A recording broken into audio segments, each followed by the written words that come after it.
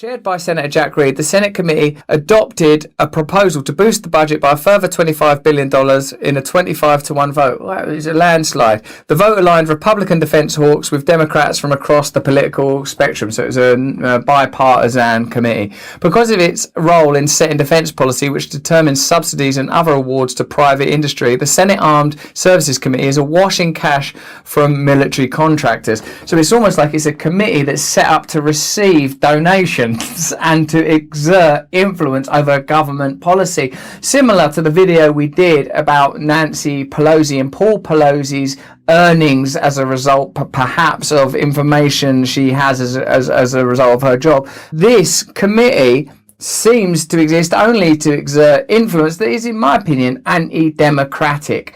I feel like real democracy would be like Joe Biden would be sort of campaigning, and people were saying we want to spend $25 billion more than even we're saying in our massive $715 billion Pentagon proposal. Are you well into that? Yes! According to Open Secrets, Jack Reed's top contributors during the 2020 campaign cycle included Lockheed Martin and General Dynamics, two of the leading beneficiaries of federal contracts. Once again, allow it to wash over you, the feeling of weariness and despair that the significant roles in the structure of your political governance are occupied by people that are taking money from powerful interests in order not to represent your needs and interests, but the interests of, e.g., Lockheed Martin and General Dynamics. Democrat Mark Kelly said the budget build-up was needed to meet military requirements. We've got to meet the old requirements. We've got to meet them. This is practical. It also funds the development of new technologies to maintain our competitive edge while addressing a broader scope of national security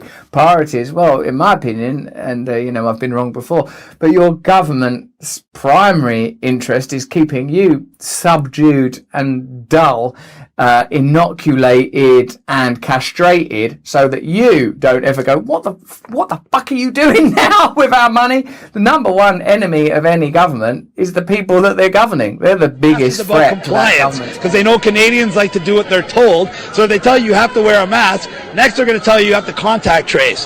Then they're going to tell you you have to take the vaccine. And because Canadians like to do what they're told, they're hoping that everyone just complies. And then guess what, kids? Once you take your vaccine, they're going to tell you, sorry, the vaccine isn't as effective as we thought it was going to be. So now you still got to wear your mask, still got to get contact trace, still have all the restrictions and social distancing, and still take your vaccine. And then what did you get out of all of this? You got a whole year where you weren't allowed to travel, your business was closed, they took your rights and freedoms, they forced a vaccine on you, and what happened?